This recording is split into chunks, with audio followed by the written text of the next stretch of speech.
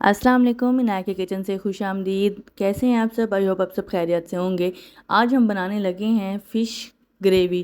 Fish curry भी कह सकते हैं आप इसको, फ़िश का सालन भी कह सकते हैं। बहुत ही मज़ेदार, स्पाइसी और जूसी ज़बरदस्त हम फ़िश का सालन बनाने लगे हैं। मैं उम्मीद करती हूँ मेरी आज की रेसिपी आपको पसंद आएगी। पसंद आए तो चैनल को लाइक, शेयर और सब्सक्राइब करना मत भूलिएगा। साथ में बेल आइकन ज़रूर दबा दीजिए ताकि आपको डेली की वीडियोस का नोटिफिकेशन मिलता रहे। तो चलिए फिर स्टार्ट करते हैं। सबसे पहले फ़िश आप अपनी पसंद के मुताबिक कोई भी ले सकते हैं। बहुत सारे नाम हैं मछली के। तो जनाब, सबसे पहले तो हमने इसको धो लेना है सादे पानी में 3 से 4 दफ़ा। इसका सारा एक्स्ट्रा ब्लड हमने निकाल लेना है। धोने के बाद आपने इसमें नमक और आटा लगा के रख देना है।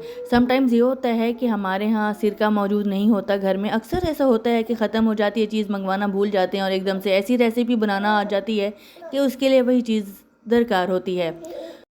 सिरके का नेमुल बदल है जनाब, आटा और नमक लगा कर रख दीजिए। अगर आप नमक लगाना पसंद नहीं करते तो आप इसको लेमन भी लगा कर रख सकते हैं। इससे भी मछली की स्मेल ख़त्म हो जाती है। 10 से 15 मिनट का रेस्ट देंगे और उसके बाद आपने एक एक पीस को उठाना है और अच्छे से पानी से धो लेना है।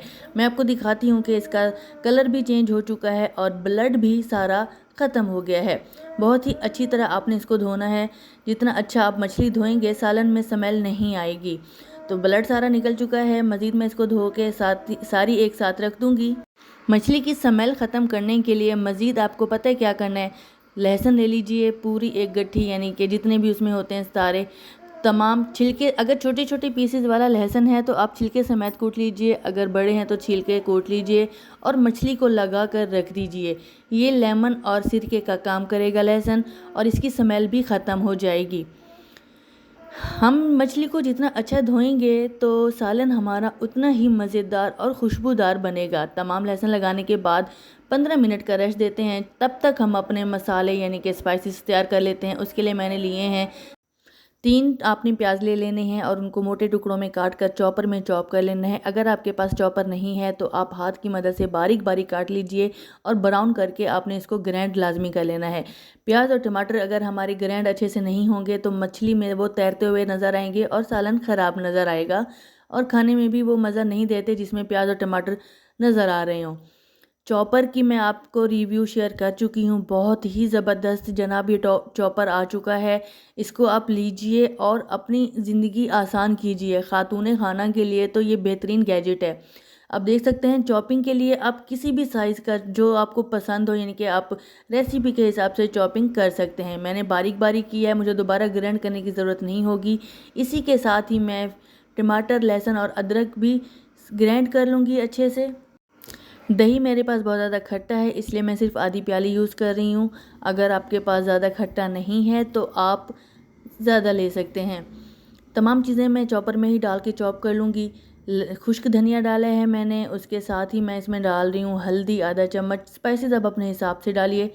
हल्दी के बाद नमक हम तो सबसे पहले कम ही डालेंगे क्योंकि हमने मछली पर लगा के इसको धोया हुआ है, तो नमक मछली में यकीनन होगा, तो इसलिए नमक आप सोच समझ कर डालिएगा।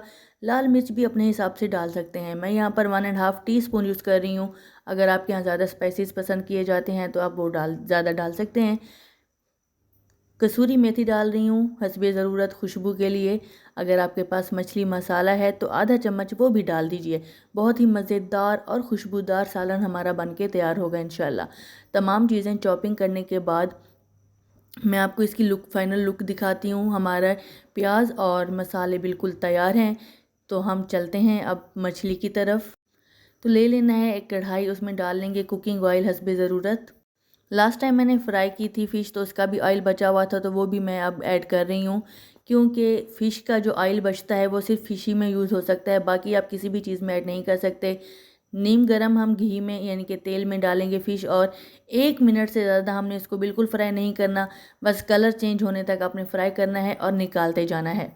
फ़िश फ्राई हो चुकी है, मैंने ज़्यादा देर इसको नहीं फ्राई किया, कलर चेंज करके फ़ौरन निकाल दिया है। और वही ऑयल जिसमें हमने फ़िश फ्राई की है वो छन्नी से छान कर आप यूज़ कर सकते हैं सालन के लिए। वही ऑयल मैंने छान लिया और इसमें आप प्याज को ब्राउन होने तक तल लेंगे, यानी कि फ्राई कर लेंगे प्याज। मसाला तैयार करके रखने से आसानी बहुत ज़्यादा हो जाती है, इसलिए आप ये काम पहले ही कर लीजिएगा। कैसी लग रही है मेरी ये आज की रेसिपी आपको कमेंट में ज़रूर बताइएगा।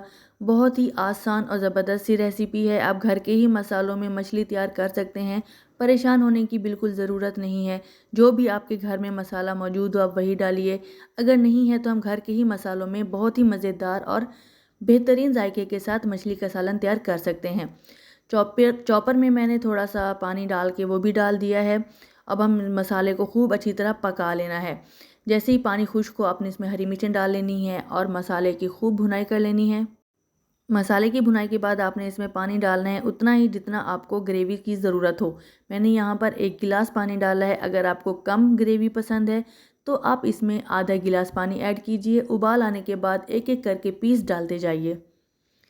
जितनी एहतियात से आप मछली डालेंगे आप यकीन कीजिए मछली का एक भी पीस नहीं टूटेगा। मैंने एक एक करके तमाम पीसेस इसमें ऐड कर लेने हैं। उसके बाद आपने 1 से 2 उबाल आने के बाद चूल्हा बंद कर लेना है और हरा धनिया डालकर आप इसका ढक्कन बंद कर दीजिए। ऑयल ऊपर आ जाएगा। बहुत ही मज़ेदार और बेहतरीन सी हमारी ये रेसिपी बिल्कुल तैयार है। गर्मा गर्म रोटी चपाती या नान के साथ पेश कीजिए या उबाल लीजिए जनाब चावल। बहुत ही मज़ेदार लगते हैं इस तरह के सालन के साथ वाइट राइस। आई होप मेरी ये आज की रेसिपी आपको पसंद आई होगी। मुझे अपनी दुआ में याद रखिएगा। इनाया के किचन से इंशाल्लाह आपसे फिर मुलाकात होगी एक और आसान रेसिपी के साथ। इजाज़त दीजिए। अल्लाह हाफिज़।